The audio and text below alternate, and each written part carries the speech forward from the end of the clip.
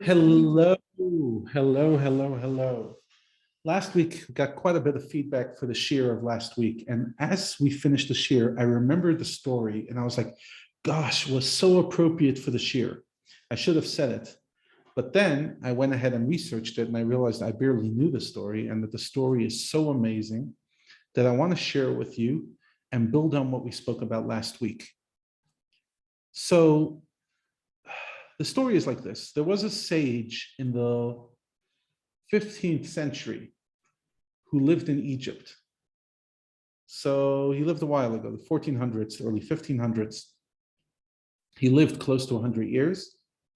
And his name was Rabbi David ben Zimra, the Radbaz.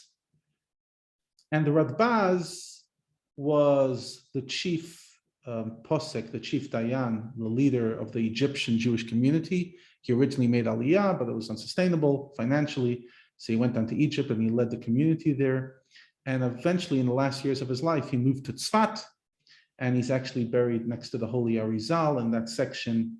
And they actually just rediscovered his grave just a few years ago because there were many earthquakes on the mountain where the graveyard is in Tzfat.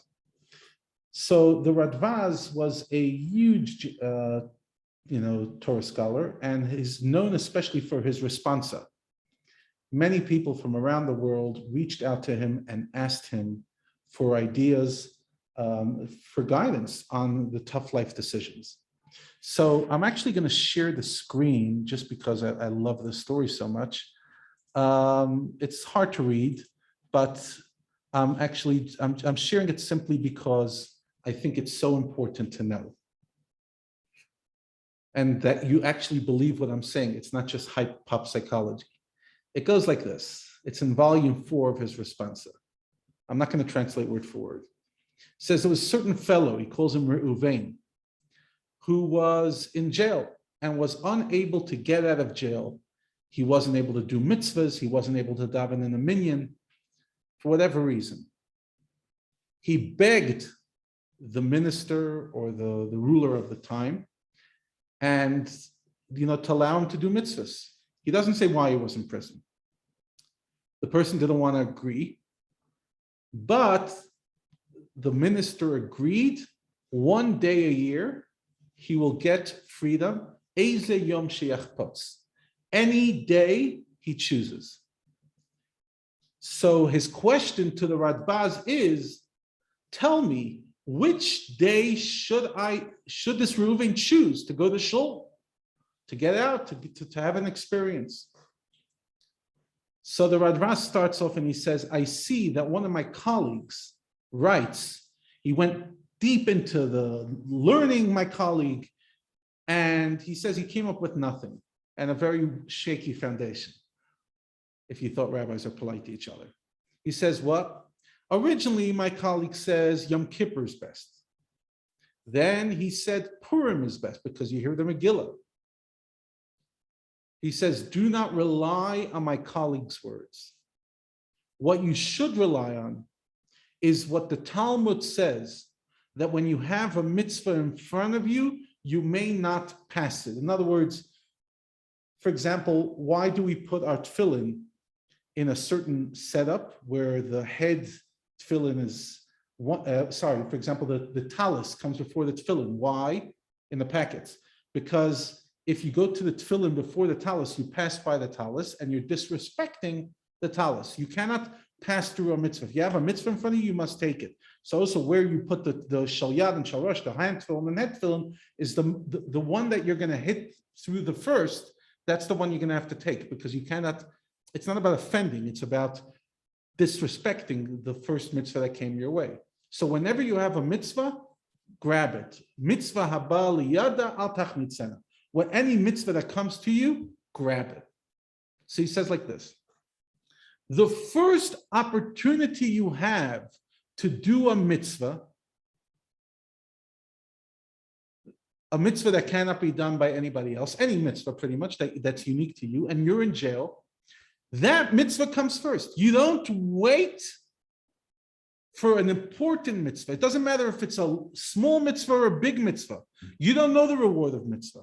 So if you have an opportunity to do a mitzvah now, if you have an opportunity to do freedom now, grab it. Not Yom Kippur, not Purim. Why am I sharing this story? Because what's the message of this Radbaz? It's beautiful, it's a tragic story, but a beautiful response. He says, if you're given one day of freedom, if you're given the chance to serve Hashem one day, grab it now. If you have an opportunity to live, grab it now. Maybe there's a much bigger day in a month's time. Maybe you're going to go to your kid's wedding. Maybe who knows what. The first opportunity you have to do a mitzvah, the first opportunity you have to live a life of freedom, a simple morning, you're going to go to Shacharit, you're going to put on tefillin, whatever it is that you want to do, grab it now. And this story, which I technically should have used on a Rosh Hashanah drasha because I love it so much, it's at the heart of what I believe our approach to life has to be now. Will there be better days? Please God. Will there be a time we won't have to walk with masks? Please God. Will there be a time that we will be able to hug everybody? Please God.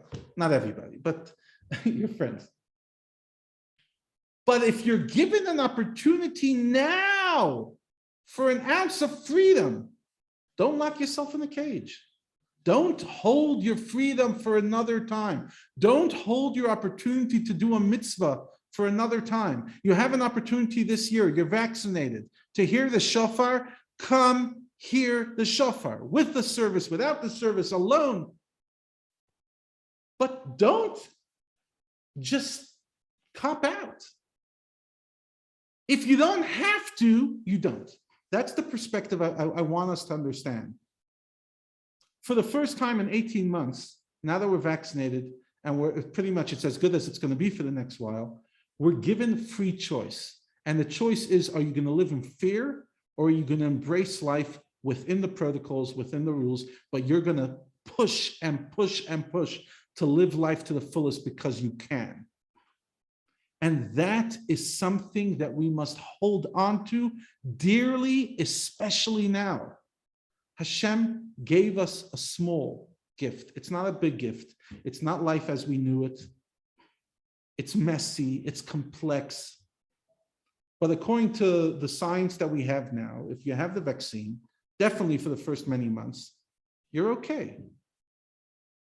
Is there a risk? Yeah, there's a risk on walking down the street. There's a risk in breathing. Life is a risk. Birth is a risk. Anything we do is a risk. Living in South Africa is a risk. Living on the planet is a risk. But at some stage you say, I gotta live. You listen to the words of the Radbaz and you say, Ani rotze lichyot. I want to live. I want an ounce of freedom. I'll take whatever I can.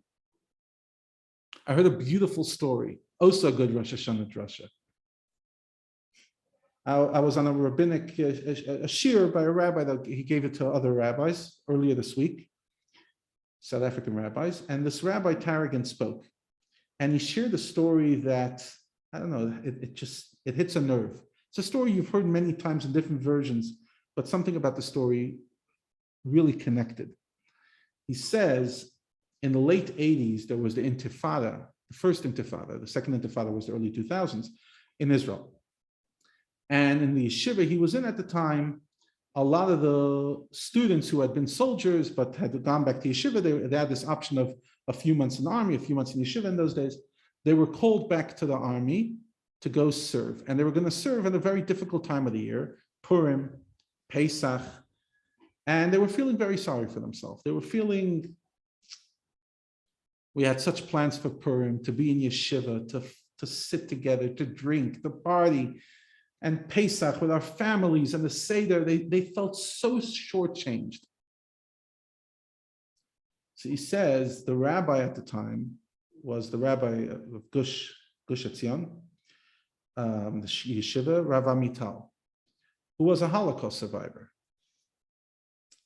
And he called all the students just before they were going to go to the army. He called them and he said he had a tish, sat them around the table. And he said like this. He says, you guys are spoiled. What do I mean? He says, you guys are used to a Shabbos with kishka and shalant, with davening, with celebrating, with beautiful minyan, with a beautiful Shabbos meal.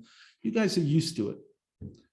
In World War II, during the Holocaust, Shabbos was a work day like any other. You didn't have a choice. So how did I commemorate Shabbos in the camps? He says, I managed to get hold of, or whatever, a plain white shirt. Basically not the striped shirt of the prisoners. And I would take it with me on the work on Friday. And towards the end of the day, as I saw the sun was coming down, I would sneak away from the supervision. I would walk into the forest, maybe, as if I'm going to the toilet, whatever. And I would take that white shirt out of my pocket and put it back on. Put it on. And for a few seconds, because I couldn't do it for too long, I tasted Shabbos. Then I had to take it off because the guards would see it and they would take it or they'd kill me for it, whatever. So each week I would get a moment of the white shirt. And that for me was a taste of Shabbos. So he turns to the students and says, you guys, it's not going to be as difficult for you in your situation, but it's not going to be ideal either. When you're away, when you're at the front in the war, decide one thing that will be your white shirt. Something that will connect you to Shabbos, to your heritage, to whatever you want to connect to. You cannot do the full package, but find one thing and make that your key, your entrance into the world you want to be in. And I heard this story and it hit a chord. It's exactly the same message or pretty close to the message we're trying to bring out. And that is, yes, you don't have an ideal situation, but you have a shirt and you could make that shirt so meaningful. You can make that shirt mean the world. I'll tell you another story. Stories bring this out. Stories are not just time killers. Stories help you take an idea and resonate with it because it's an abstract idea that now becomes real life. That's the power of a story. And that's why Jews have always been storytellers, because a story is much more digestible and it's much more resonant than just a law, just a principle, an idea. I have an uncle. He passed away a few years ago. His wife's still alive for many years. His name was Rabbi Moshe Greenberg. It's my mother's sister's brother. My mother is one of the youngest in the family. She has a sister almost 20 years older than her. And she married a guy, Moshe Greenberg, who was older than her for quite a few years. He only married her after spending many years in jail in the Soviet Gulag, because he was a religious Jew. Unfortunately, you've heard my stories already. That's my story of all my family, my mother's family, my father's family, just a lot of prisoners for good reasons.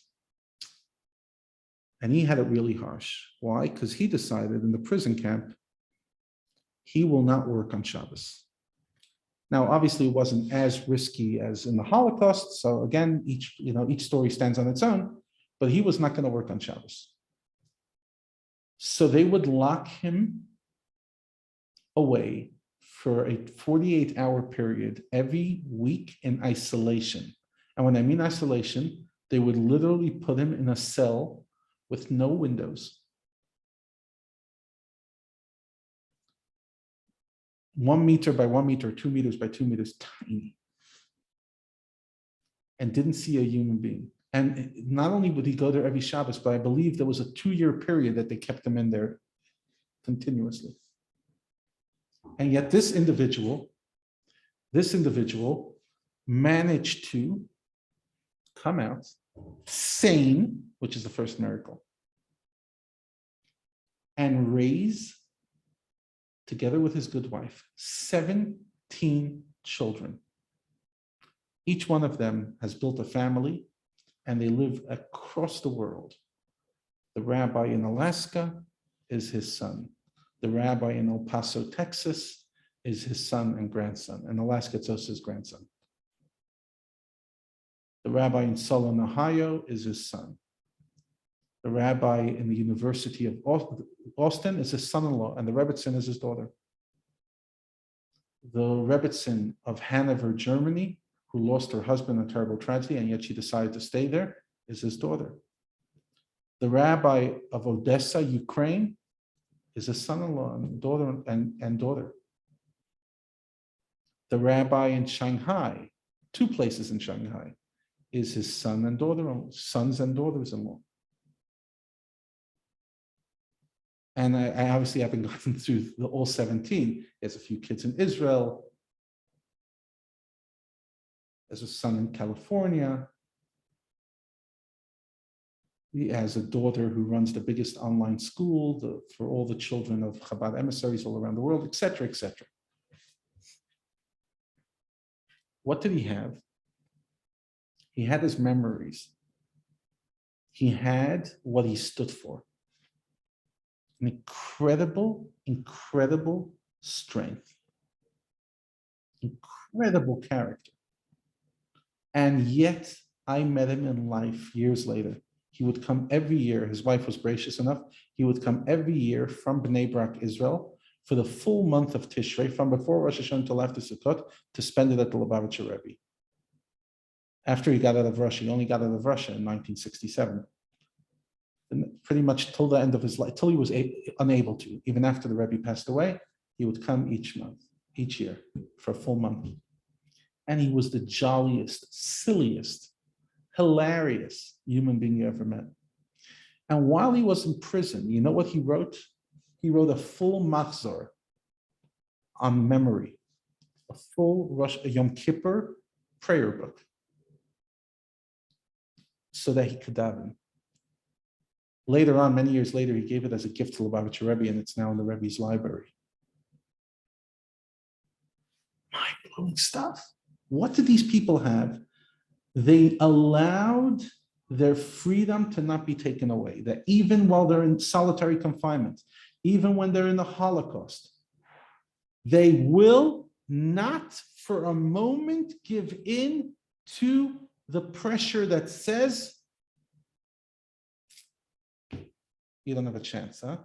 You don't have a chance, you're a nobody. You don't have freedom, everything's been taken away from you. No, it's not. If you have an ounce of freedom, if you have a white shirt, if you have a machzor, if you have one thing, don't focus on the 98% of slavery, focus on the 2% of freedom. So I ask you, is the situation now, COVID-wise, the same the way it was 3 months ago? No, it's not.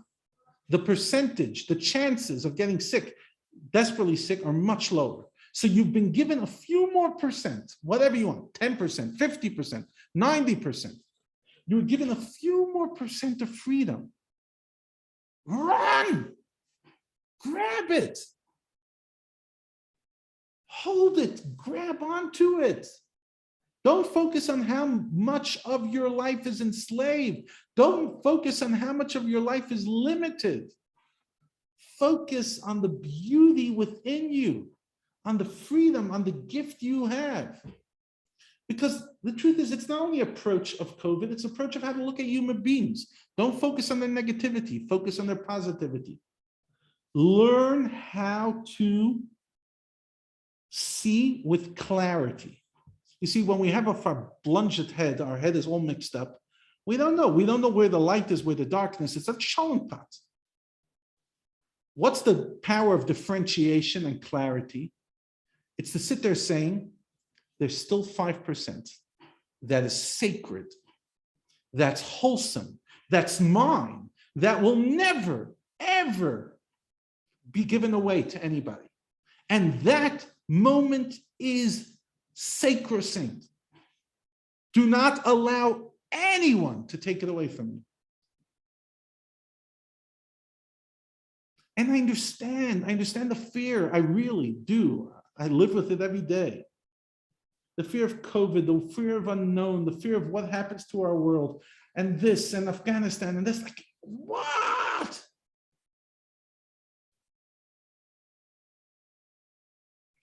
But being able to say, I still have pockets of sanity. I have pockets of my life that can be a little bit beautiful, a little bit wholesome, that could escape the fear. Grab it. This is something that everyone who lived till 100 years ago knew, because they all lived very difficult lives. Why did they continue living? Why did they bring children into the world? Because they grabbed onto those few moments that were precious. When I go to a simcha now, after a year and a half of much less simchas, I feel it in a way I never felt before. Because I've done so many funerals and dealt with so much pain, others and my own, that you go to a bris, you go to a wedding, you have a bar mitzvah, and they're all small crowds and they're COVID strict. But it's like, I could taste life. Simcha is life. It's so much better to live with caution than with fear. Because if you're living with caution now, you'd go out of your house. But you're living with fear. Not you, us, human beings, we're living with fear. And as someone pointed out to me after last week's share, a lot of us had gotten used to being alone. We don't have to see crowds. We don't have to see people. And there's something very tempting about that. But I would say, if you want to drop crowds, drop them on social media. But face-to-face, don't drop, because that you need. You need it. Every time I spend time with people, I'm an introvert. I know I talk a lot, but I'm still introverted. People, for most of my life, drained me. I would go to a bracha, and especially if it got, those politics and this variable and that, or even if it wasn't, just greeting people, it drains me. Not because I don't appreciate people, but because that energy to deal with people drains me. That's just who I am, I've had many people trying to guilt me. How could a rabbi be like that? Again, I do what I have to do, but it still drains me. Guilting a rabbi, it seems to be a great pastime of many.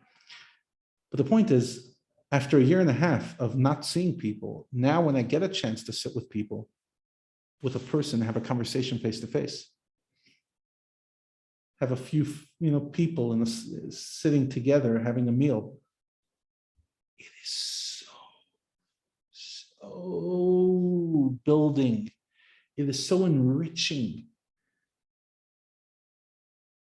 And even if they're the people that don't necessarily the closest to you, just people. We were created to be socializers. Rambam says, Ha'adam hu medini. The human being is a social animal. The human being sees and needs others. And there's a great quote from an ancient sage not sure from when, who said in Hebrew, Tova habdidut ben bnei adam. It is good to be alone, but amongst people. In other words, have your own mind, have your own meditation, but not in isolation, amongst people. Come to shul, you don't have to sit next to somebody who talks to you, fine. But the mere fact you're around people is the human psyche. It's the way we were built by Hashem. Hashem did not allow Adam, after he was born, to be one moment alone. He gave him Eve right away. And then right away, we're told even on the first day they were born, they already had children. What's the message? What's the message? The message is, you cannot be alone. It's not normal. It's something we have to live with, but it's not normal. We need each other. the crankiness and the mashagasin. We need humanity. That's the way Hashem created us. And we've spent enough time with ourselves, unless we spent it all on Netflix, but we've had enough time with ourselves. At some stage, spending too much time with yourself comes a little bit like narcissism or selfish. In other words, it's all about me. It's not. It's not. There's people who need us, who need to see our face, our eyes at least. You're given an opportunity of freedom. This guy in prison, he turns to Radbaz and says, I want to be amongst people. And Radbaz says, you're given one chance to be in a minyan. You're given a chance to go daven and see a few Jews. Go. Go.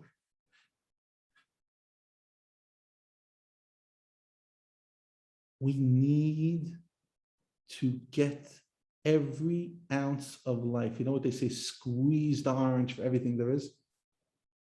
We only got a few pieces from the orange. We didn't get the full nachi, the full orange. We're given a few. But those few, squeeze them, get the most juice out of them. Let them illuminate, enlighten you. So as we come into a new year, Rosh Hashanah in 2 weeks' time, I beg you, whether it's coming to shul or not, there's not a shul marketing. Get out, go live. Do what you have to do to stay safe, but do what you have to do to stay sane. Because at this rate, we are suffering. Our humanity, our psychology, our emotional state, we are suffering. I don't care what we say. I'm okay, I love myself, I love my last 18 months. We are not ourselves. This is not natural. I've shared it before about the fellow who went down to the cave and everyone told him, oh, you know, don't worry, the darkness, you'll get used to it. And he said, that's what I'm afraid of. This is not normal. Don't get used to it. This is insanity. And when you're given an opportunity to just stick a hand out, not your whole body, you're in the pit. You can't get your whole body out. Stick your hand out.